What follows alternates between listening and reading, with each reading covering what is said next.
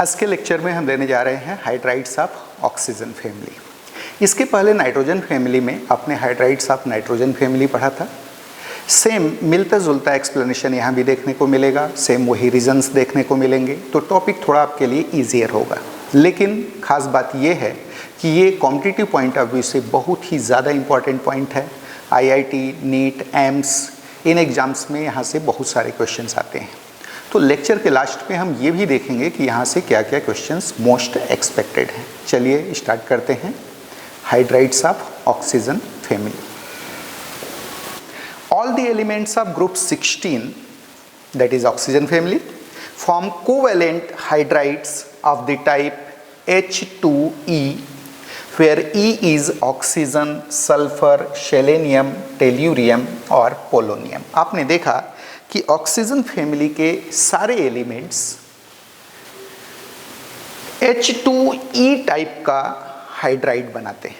किस टाइप का? H2E type का हाइड्राइड बनाते हैं, where E is element of oxygen family, that is oxygen, sulphur, selenium, tellurium और polonium. All these hydrides are gaseous except H2O। याद रहे ये सारे हाइड्राइड्स H2O के अलावा सारे के सारे H2S, H2SC, H2TE, H2PO सारे के सारे कैसे हैं? गैसियस हैं, जबकि H2O inter molecular hydrogen bonding के कारण, याद रहे किसके कारण? इंटर मालिक्यूलर हाइड्रोजन बॉन्डिंग के कारण लिक्विड स्टेट में पाया जाता है एट रूम टेम्परेचर। तो देखते हैं क्या लिखा है। All these hydrides are gaseous except H2O which is liquid at room temperature due to inter molecular hydrogen bonding. किसके कारण है? इंटर मालिक्यूलर हाइड्रोजन बॉन्डिंग के कारण यह लिक्विड स्टेट में पाया जाता है। In all these hydrides central atom is sp3 hybridised. इन सारे हाइड्राइड्स में सेंट्रल आइटम sp3 हाइब्रिडाइज्ड होता है। जैसा कि आपने नाइट्रोजन फैमिली में देखा था, वहां भी सारे हाइड्राइड्स में सेंट्रल आइटम sp3 हाइब्रिडाइज्ड होता था, यहां भी सेंट्रल आइटम sp3 हाइब्रिडाइज्ड होगा। क्लियर है? जहां पर सेंट्रल आइटम के वैलेंस सेल में टोटल 4 इलेक्ट्रॉन पेयर्स होंगे, उन 4 पेयर में से 2 पेयर होंगे बॉन्ड पेयर्स और रेस्ट 2 पेयर जो होंगे वो कैसे होंगे? लोन पेयर्स होंगे। देखिए क्या लिखा है। In all these hydrides, that is H2O, H2S, H2SC, H2TE, H2PO, सबकी बात हो रही है। In all these hydrides, central atom is sp3 hybridized with 2 bond pairs and 2 lone pair of electrons in its valence cell. Thus, these hydrides have angular, that is V-shaped geometry. इन सारे hydrides की geometry कैसी होगी? V-shaped। आपने nitrogen family में देखा था, वहाँ के हाइड्राइड्स जो थे वो H3E प्रकार के थे, H3E टाइप के थे। उन सब की जियोमेट्री पिरामिडल होती थी, जबकि ऑक्सीजन फैमिली में आप देखेंगे जितने हाइड्राइड्स बन रहे हैं इन सब की जियोमेट्री कैसी होती है? तो एंगुलर होती है, वी शेप्ड होती है। किसके समान होती है? V के समान होती है, V लेटर के समान होती है। चलिए हम नेक्स्ट स्लाइड देखते हैं। ये देखिए स्लाइड में सेंट्रल आइटम इज E की जगह कौन हो सकता है? तो ऑक्सीजन हो सकता है, सल्फर हो सकता है, सेलेनियम, टेल्यूरियम, पोलोनियम, कोई भी हो सकता है। E के वैलेंस सेल में टोटल 4 इलेक्ट्रॉन पेयर्स हैं। उन 4 में से 2 पेयर्स जो हैं वो लोन पेयर्स हैं और एक कैसा बाकी के 2 कैसे हैं? बॉन्ड पेयर्स हैं। ज्योमेट्री कैसी होगी इसकी? तो एंगुलर। याद रहे लोन पेयर ज्योमेट्री देने में कोई रोल प्ले नहीं करते, ज्योमेट्री आइटम्स के कारण बनती है। ये है E, that is central item, इससे 2 हाइड्रोजन जुड़े हैं तो ज्योमेट्री कैसी हुई? वी शेप्ड और एंगुलर। ये देखिए आपको दिखाता हूँ चाकू वाले डायग्राम में। मैंने बताया कि यहाँ पर सेंट्रल आइटम sp3 हाइब्रिडाइज्ड होता है, जिसके वैलेंस सेल में टोटल 4 इलेक्ट्रॉन पेयर्स होते हैं। उन 4 में से 2 पेयर्स कैसे होते हैं? बॉन्ड पेयर्स होते हैं और रेस्ट 2 कैसे होते हैं? लोन पेयर्स होते हैं। यहाँ पर आप ध्यान दीजिए, suppose this one is oxygen. Oxygen के साथ टोटल 4 इलेक्ट्रॉन पेयर का यहाँ ओरिएंटेशन शो किया गया है। याद रहे इलेक्ट्रॉन पेयर का ओरिएंटेशन है। सपोज ये एक लोन पेयर है, इस साइड में भी एक लोन पेयर आपको नजर आ रहा है, this one is also lone pair. Central में ऑक्सीजन है, this one is hydrogen and this one is also hydrogen. तो आपने क्या देखा, ऑक्सीजन, हाइड्रोजन, हाइड्रोजन, शेप कैसा बना, एंगुलर वी शेप। ये दो लोन पेयर्स हैं। लोन पेयर्स शेप प्रोवाइड करने में कोई रोल प्ले नहीं करेंगे। रोल प्ले कौन करेगा, एटम्स करेंगे। तो ऑक्सीजन सेंटर में दो हाइड्रोजन कैसे जुड़े हुए हैं, एंगुलर जुड़े हुए हैं। सपोज ये वाटर की बात हम कर रहे हैं, या सेंट्रल में कोई भी ऑक्सीजन फैमिली का एलिमेंट हो सकता है। जियोमेट्री कैसी होगी, तो एंगुलर होगी। क्लियर, आगे चलते हैं। Next slide. Properties of hydrides of oxygen family. अब हम बात करते हैं ऑक्सीजन फैमिली के जो डिफरेंट हाइड्राइड्स हैं उनके प्रॉपर्टीज की। सबसे पहला प्रॉपर्टी लिया गया है, दैट इज बॉन्ड एंगल।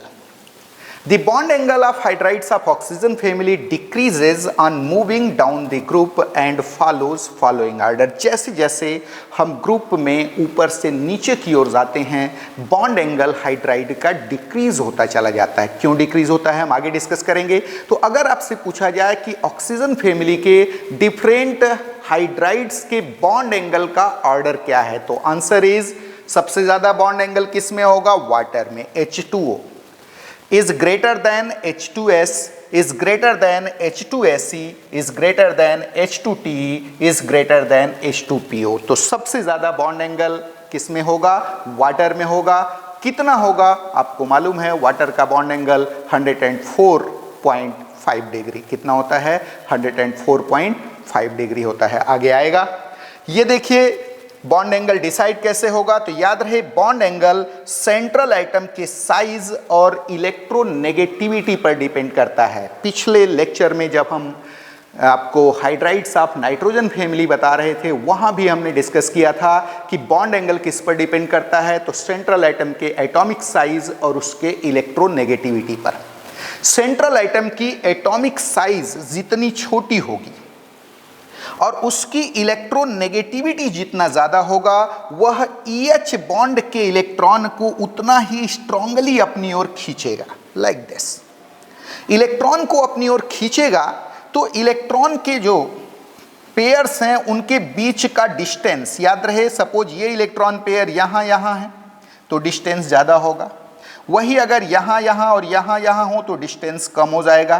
तो आपने देखा कि सेंट्रल एटम की साइज जितनी छोटी होगी और इलेक्ट्रोनेगेटिविटी जितना ज़्यादा होगी, वह EH बॉन्ड के इलेक्ट्रॉन को उतना स्ट्रांगली अपनी ओर खींचेगा। बॉन्ड पेयर्स के बीच का डिस्टेंस कम हो जाएगा। डिस्टेंस कम होगा तो उनके बीच रिपल्सन बढ़ जाएगा। रिपल्सन बढ़ेगा तो नेचुरली ये बॉन्ड एंगल क्या होगा, ज़्यादा होगा। तो सबसे ज़्यादा बॉन्ड एंगल किस में पाया जाएगा, वाटर में। देन किस में पाया जाएगा, H2S में। देन H2SE, देन H2TE, और सबसे कम बॉन्ड एंगल किस में होगा, H2PO में होगा। चलिए नेक्स्ट स्लाइड देखते हैं। देखते हैं क्या लिखा है। जो मैंने एक्सप्लेन किया वही लिखा है यहाँ। In fact bond angle of these hydrides depends upon the atomic size and electronegativity of central atom. If the atomic size of central atom is smaller and its electronegativity is larger, it attracts the bonded electron pair of each bond more strongly towards itself. Thus, distance between bonded electron pairs of each bonds get decreased, and therefore repulsion amongst these electron pairs gets increased. Hence, the bond angle becomes relatively larger. तो आपने क्या देखा, central atom की size जितनी छोटी होगी, उसकी electronegativity जितनी ज़्यादा होगी, उतना ही ज़्यादा रिपल्सन होगा बॉन्ड पेयर्स के इलेक्ट्रॉनों के बीच, और बॉन्ड एंगल उतना ही ज़्यादा होगा। चलिए नेक्स्ट स्लाइड देखते हैं। On moving down the group, the atomic size of central atom goes on increasing and electronegativity goes on decreasing. Hence the bond angle goes on decreasing. तो आप ग्रुप में जब टॉप टू बॉटम जाएंगे तो atomic size बढ़ते जाएगी, क्योंकि हर बार एक नया सेल जोड़ता जाता है।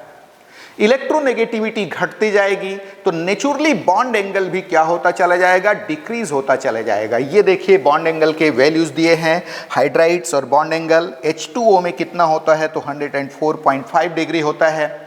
H2S में वो डिक्रीज होकर के 92 डिग्री के आसपास हो जाता है। H2SE में 91 डिग्री के आसपास हो जाता है, और H2TE में दैट इज जो टेल्यूरियम का हाइड्राइड है उसमें 90 डिग्री के आसपास हो जाता है। तो आपने क्या देखा कि हाइड्राइड्स का bond angle moving down the group में ऊपर से नीचे की ओर जाने पर डिक्रीज होता चला जाता है। सेम यही ट्रेंड देखा गया था कहां पर, नाइट्रोजन फैमिली के भी हाइड्राइड्स में, विदाउट एनी एक्सेप्शन, यहां कहीं कोई एक्सेप्शन नहीं था। चलिए आगे बढ़ते हैं। Thermal stability, already nitrogen family में आपको एक्सप्लेन किया गया था कि हाइड्राइड्स की जो थर्मल स्टेबिलिटी होती है वो डिपेंड करती है E-H बॉन्ड के स्ट्रेंथ पर। बॉन्ड स्ट्रेंथ जितना ज्यादा होगा थर्मल स्टेबिलिटी क्या होगी, उतनी ही ज्यादा होगी। जब हम ग्रुप में टॉप टू बॉटम चलेंगे तो सेंट्रल एटम की साइज बढ़ेगी। सेंट्रल एटम की साइज बढ़ने के कारण E-H बॉन्ड का बॉन्ड लेंथ बढ़ेगा। बॉन्ड लेंथ बढ़ेगा तो बॉन्ड वीकर होता चला जाएगा, कमजोर होता चला जाएगा। नेचुरली वहां पर बॉन्ड डिसोसिएशन एंथैल्पी घटती चली जाएगी और नेचुरली थर्मल स्टेबिलिटी भी क्या होते चले जाएगी, घटती चली जाएगी। तो थर्मली सबसे ज्यादा स्टेबल कौन होगा, तो वाटर H2O, ऑक्सीजन फैमिली की हम बात कर रहे हैं। और सबसे कम स्टेबल कौन होगा, तो H2PO होगा। देखते हैं क्या लिखा है। The thermal stability of hydrides of oxygen family decreases on moving down the group and follows following order. क्या ऑर्डर फॉलो करता है, तो H2O is greater than H2S, is greater than H2SE, is greater than H2TE, is greater than H2PO। In fact on moving down the group the atomic size of central atom goes on increasing and therefore their bond dissociation enthalpy and thermal stability goes on decreasing। यहाँ पर आप देखिए एक table दिया गया है, उसमें hydride और उस रेस्पेक्टिव हाइड्राइड का बॉन्ड डिसोसिएशन एंथैल्पी दिया हुआ है इन किलो जूल पर मोल। H2O के लिए वैल्यू होता है 463 किलो जूल पर मोल, H2S के लिए 347 किलो जूल पर मोल, H2SE के लिए 276 और H2TE के लिए 238 किलो जूल पर मोल। H2PO के लिए हमारे पास डाटा अवेलेबल नहीं है। तो आपने क्या देखा, जैसे जैसे हम टॉप टू बॉटम जा रहे हैं हाइड्राइड्स की थर्मल स्टेबिलिटी डिक्रीज होते चले जा रही है। डिक्रीज होने का रीजन क्या है, तो नीचे की ओर जाने पर E-H बॉन्ड का बॉन्ड लेंथ बढ़ता है, बॉन्ड कमजोर होता चला जाता है, वीकर होता चला जाता है। चलिए आगे बढ़ते हैं, next slide. Reducing nature, hydrides of nitrogen family में भी आपने देखा था कि रिड्यूसिंग नेचर क्लोजली रिलेटेड है हाइड्राइड के थर्मल स्टेबिलिटी से। हाइड्राइड थर्मली जितना ज्यादा स्टेबल होता है उसका रिड्यूसिंग नेचर उतना कम होता है। या आप कह सकते हो हाइड्राइड जितना कम स्टेबल होता है उसका रिड्यूसिंग नेचर उतना ज्यादा होता है, क्योंकि कम स्टेबल होगा तो इजिली वो डिकम्पोज होकर के हाइड्रोजन देगा, यानी किसी दूसरे कंपाउंड को रिड्यूस कर सकेगा, उसका रिड्यूसिंग नेचर क्या होगा, ज्यादा होगा। देखिए यहां पर क्या लिखा है स्लाइड में, the reducing nature of hydrides of oxygen family increases on moving down the group and follows following order. Competitive exam में बहुत पूछता है, 3-4 हाइड्राइड दे देगा और बोलेगा कि कौन सबसे ज्यादा रिड्यूसिंग है। आपको करना क्या है, आपको यह देखना है कि किस में बॉन्ड स्ट्रेंथ सबसे ज्यादा है। बॉन्ड स्ट्रेंथ अगर सबसे ज्यादा है तो उसका रिड्यूसिंग नेचर सबसे कम होगा, और जहां पर बॉन्ड वीकर है उसकी थर्मल स्टेबिलिटी क्या होगी, कम होगी, और रिड्यूसिंग नेचर सबसे ज्यादा होगा। ग्रुप में जब आप टॉप टू बॉटम चलेंगे थर्मल स्टेबिलिटी वहां घटती जाती है, इसलिए रिड्यूसिंग नेचर बढ़ता चला जाता है। देखिए क्या है यहां पर रिड्यूसिंग नेचर का order oxides hydrides of oxygen family का। तो H2O is lesser than H2S, is lesser than H2SE, is lesser than H2TE, is lesser than H2PO। आप यहां पर देखेंगे एक रीजनिंग क्वेश्चन आपसे बोर्ड एग्जाम में पूछा जाता है कि H2O does not show reducing nature while H2S is good reducing agent। H2O reducing nature show नहीं करता या बहुत ही वीक रिड्यूसिंग एजेंट है आप कह सकते हैं, जबकि H2S एक अच्छा रिड्यूसिंग एजेंट है। कहां से कोरिलेट करेंगे, थर्मल स्टेबिलिटी से। आप बताएंगे कि H2O थर्मली स्टेबल है, बहुत ज्यादा स्टेबल है, इसलिए यह रिड्यूसिंग नेचर शो नहीं करता, जबकि H2S थर्मली अनस्टेबल है, इसलिए यह अच्छा रिड्यूसिंग एजेंट होता है। देखिए क्या लिखा है, in fact reducing nature of the hydrides depends upon their thermal stability. याद रहे रिड्यूसिंग नेचर किस पर डिपेंड करता है, थर्मल स्टेबिलिटी पर, and increases with decrease of thermal stability. Thermal stability घटने के साथ रिड्यूसिंग नेचर बढ़ता चला जाता है। चलिए आगे चलते हैं, next slide. On moving down the group, the atomic size of central atom goes on increasing, and therefore their bond dissociation enthalpy and thermal stability goes on decreasing. Hence the reducing character of the hydrides goes on increasing. Here H2O does not show reducing behavior, while H2S is a good reducing agent. Already मैं बताया था, ये आपसे reasoning question पूछा जाता है। H2TE is the strongest reducing agent amongst all the hydrides of oxygen family. Oxygen family के सारे हाइड्राइड्स में H2TE strongest reducing agent है, क्योंकि H2PO के बारे में हमारे पास डाटा अवेलेबल नहीं है, लेकिन टेक्निकली वो इससे भी ज़्यादा रिड्यूसिंग होगा। चलिए आगे बढ़ते हैं। एसिडिक नेचर, इसके पहले हाइड्राइड्स ऑफ नाइट्रोजन फैमिली में हम बेसिक नेचर की बात करते थे, और बेसिक नेचर डिपेंड करता था लोन पेयर ऑफ इलेक्ट्रॉन के अवेलेबिलिटी पर। आपने देखा था वहां सेंट्रल एटम के पास एक लोन पेयर था, वह लोन पेयर जितना इजीली अवेलेबल होता था फॉर प्रोटोनेशन, प्रोटॉन से जुड़ने के लिए, बेसिक बिहेवियर उतना ही ज्यादा होता था। आपने देखा था कि amongst all the hydrides of nitrogen family, ammonia is most basic. जब हम बात करते हैं ऑक्सीजन फैमिली के हाइड्राइड्स के, याद रहे ऑक्सीजन फैमिली के हाइड्राइड्स जो हैं वहां भी सेंट्रल एटम के पास लोन पेयर ऑफ इलेक्ट्रॉन है। ये सारे के सारे लुईस बेस हैं, क्योंकि लोन पेयर ऑफ इलेक्ट्रॉन है इनके पास। लेकिन यहां पर हम जब एसिडिक नेचर की बात करते हैं तो वहां पर ब्रॉन्स्टेड एसिड बिहेवियर की बात करते हैं, कितना इजीली वो प्रोटॉन देता है, क्योंकि ये लोग प्रोटॉन देते हैं। याद रहे कोई भी एसिड जितना इजीली प्रोटॉन देगा वह उतना ही स्ट्रॉन्गर एसिड होगा, उतना ही स्ट्रॉन्गर ब्रॉन्स्टेड एसिड होगा। तो यहां पर आप देखेंगे कि acidic behaviour E-H bond, that is EH bond के बॉन्ड स्ट्रेंथ पर डिपेंड करती है। बॉन्ड स्ट्रेंथ जितना कम होगा उतना ही इजीली वह प्रोटॉन देगा, और एसिडिक नेचर उतना ही ज्यादा होगा। आप देखेंगे कि ग्रुप में जब हम टॉप टू बॉटम चलेंगे EH बॉन्ड वीकर होता चला जाएगा। क्यों भाई? क्योंकि सेंट्रल एटम की साइज बढ़ रही है, जिसके कारण EH बॉन्ड का बॉन्ड लेंथ बढ़ रहा है। बॉन्ड लेंथ बढ़ेगा तो बॉन्ड स्ट्रेंथ घटेगी, यानी बॉन्ड वीकर होता चला जाएगा, और बॉन्ड वीकर होता चला जाएगा तो नेचुरली एसिडिक बिहेवियर बढ़ता चला जाएगा। याद रहे हम इलेक्ट्रोनेगेटिविटी पॉइंट ऑफ व्यू से अगर हम यहाँ कोरिलेट करेंगे तो हमको गलत आंसर मिलेगा। इलेक्ट्रोनेगेटिविटी पॉइंट ऑफ व्यू से ऑक्सीजन जो है मोस्ट इलेक्ट्रोनेगेटिव है यहाँ फैमिली में, तो नेचुरली OH बॉन्ड को सबसे ज्यादा पोलर होना चाहिए था, और H2O को मोस्ट एसिडिक होना चाहिए था। जबकि एक्सपेरिमेंटल जो एविडेंसेस हैं, एक्सपेरिमेंटल जो डाटा है, बिल्कुल अलग कहानी कहते हैं। यहां पर हम देखते हैं कि एसिडिक बिहेवियर सबसे ज्यादा किस में होगा, तो जो लास्ट मेंबर है उसके हाइड्राइड में। तो हम एसिडिक बिहेवियर को ऑक्सीजन फैमिली के केस में बॉन्ड डिसोसिएशन एनर्जी से कोरिलेट करते हैं, न कि सेंट्रल एटम के इलेक्ट्रोनेगेटिविटी से। क्योंकि इलेक्ट्रोनेगेटिविटी के बेसिस पर अगर हम एसिडिक बिहेवियर को फाइंड करना चाहेंगे, स्पेशली ब्रॉन्स्टेड एसिडिक बिहेवियर को फाइंड करना चाहेंगे, तो हमको गलत आंसर मिलेगा।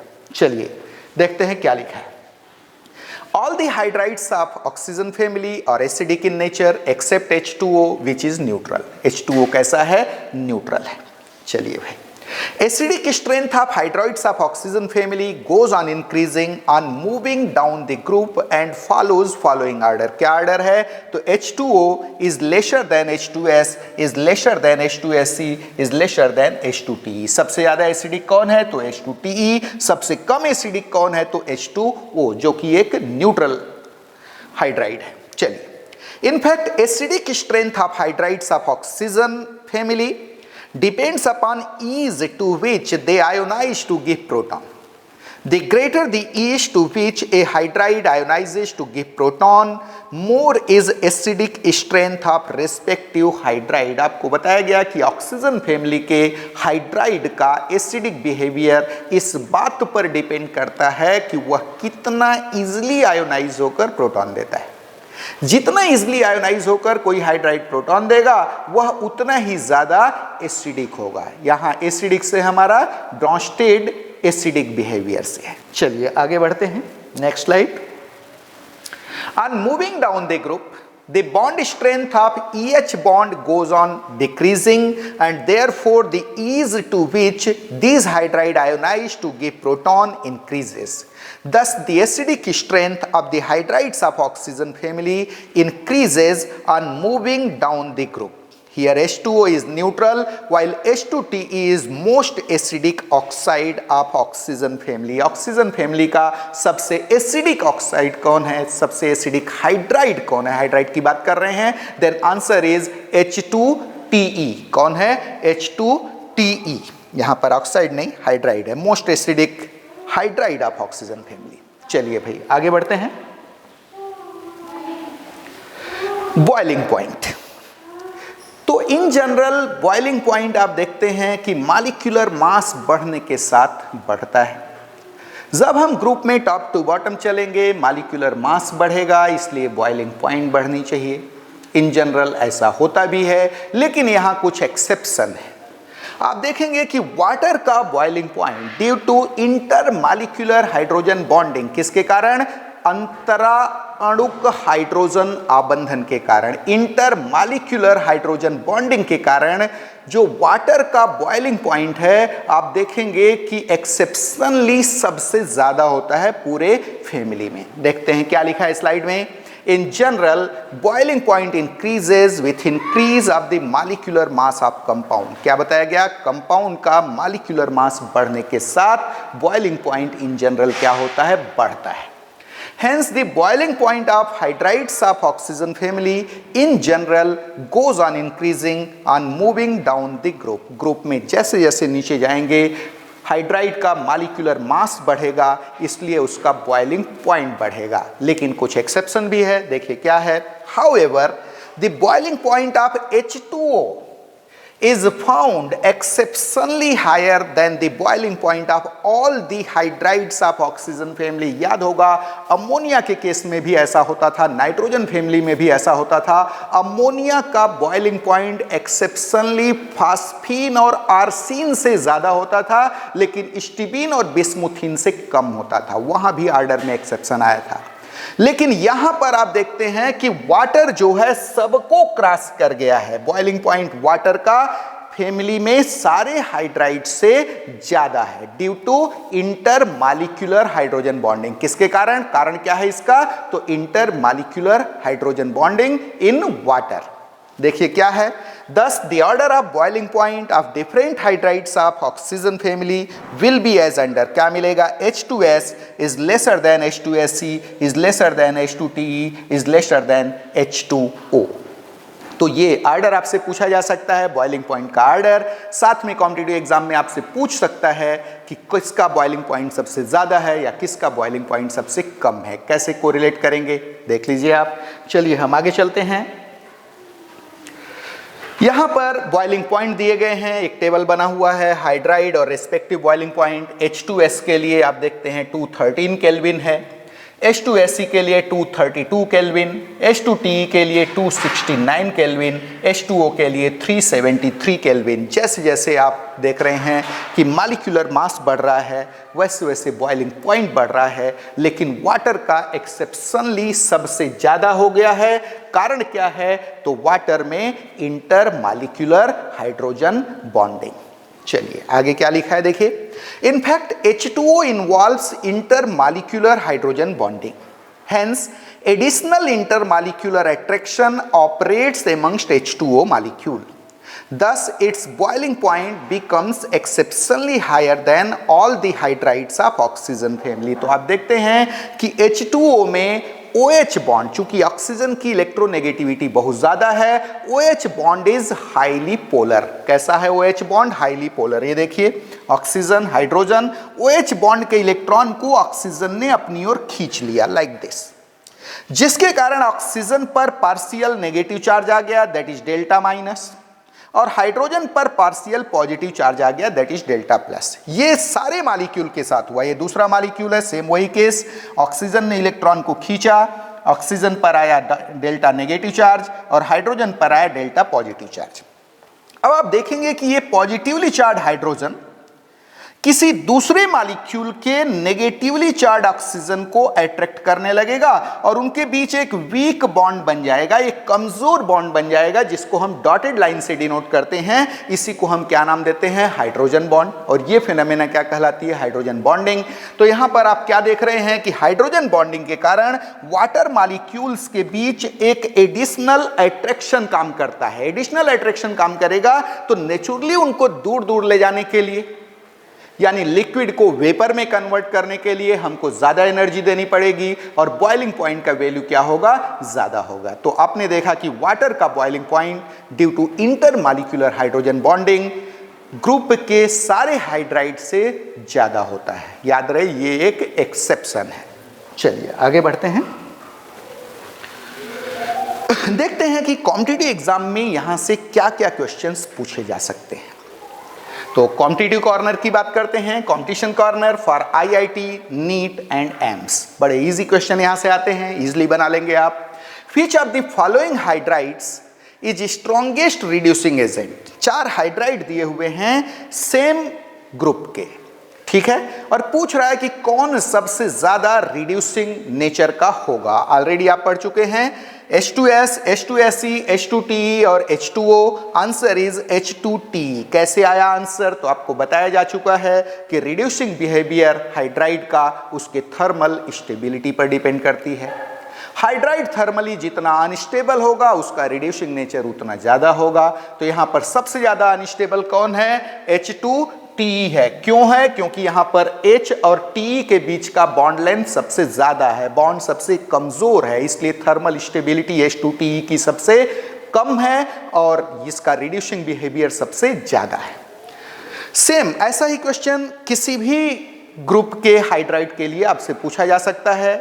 आंसर सेम टाइप से बनेगा, सेम लॉजिक आपको लगाना है। चलिए next question, Which of the following hydrides does not show reducing behavior? एक क्वेश्चन आता है, कौन reducing behavior शो नहीं करता? तो याद रहे जब हम हाइड्राइड्स की बात करते हैं तो जो पहला ग्रुप का पहले मेंबर का हाइड्राइड है जनरली वो स्टेबल होता है, हाईली स्टेबल होता है, और हाईली स्टेबल होने के कारण रिड्यूसिंग बिहेवियर या तो बहुत कम शो करता है या इन जनरल नहीं करता है।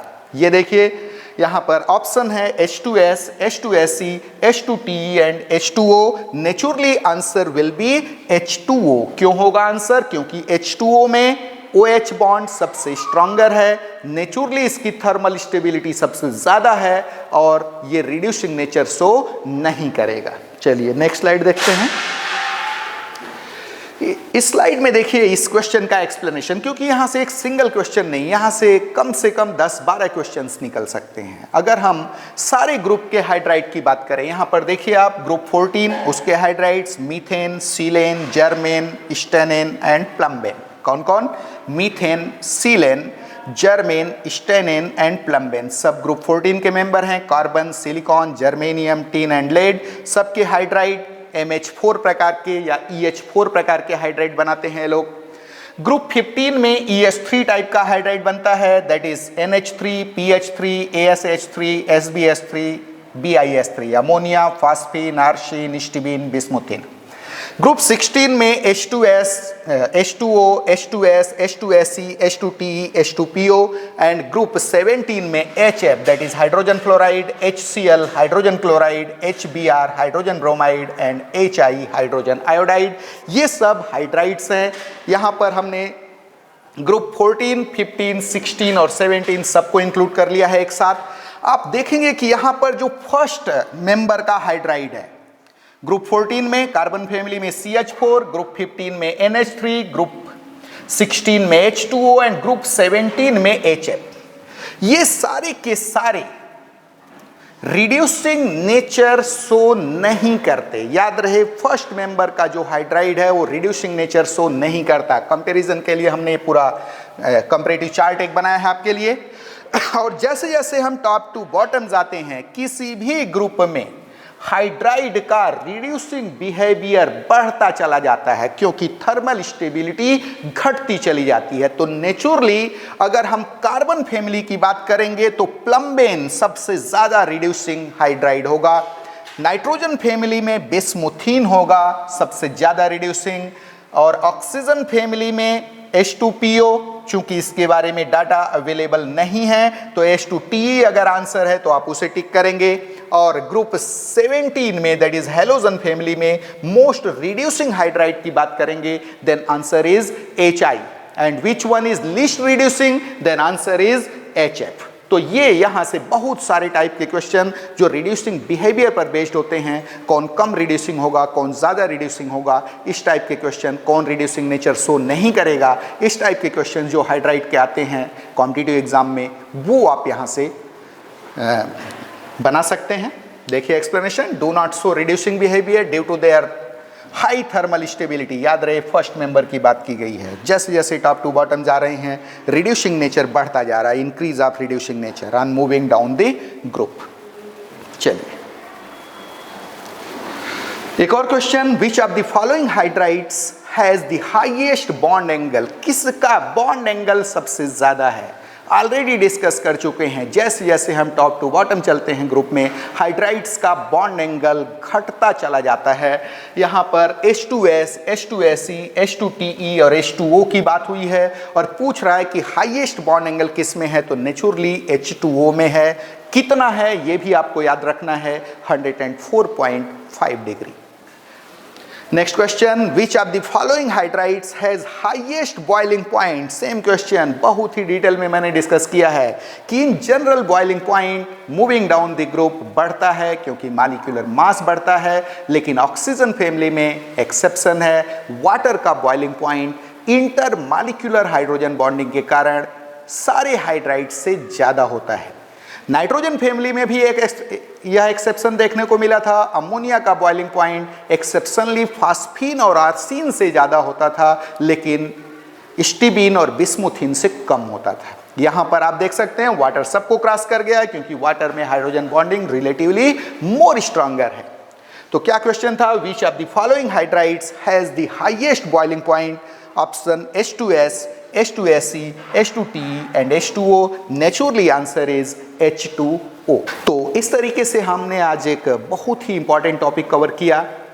इसको हमने नाइट्रोजन फैमिली से कोरिलेट करते हुए कवर किया, that is hydrides of oxygen family, और साथ में हमने हाइड्रोजन फैमिली को भी टच कर दिया, स्पेशली किस पॉइंट ऑफ व्यू से, तो रिड्यूसिंग नेचर के पॉइंट ऑफ व्यू से।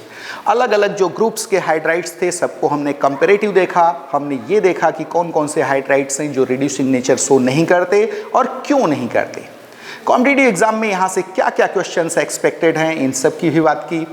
नेक्स्ट लेक्चर में हम आपके लिए लेकर के आएंगे that is oxo acids of sulphur. Sulphur के ऑक्सो एसिड्स की बात करेंगे कॉम्पिटिटिव पॉइंट ऑफ व्यू से और बोर्ड एग्जाम के पॉइंट ऑफ व्यू से बहुत ही इंपॉर्टेंट टॉपिक है। तो नेक्स्ट लेक्चर में हम बात करेंगे ऑक्सो एसिड्स ऑफ सल्फर। आज बस इतना ही, थैंक यू।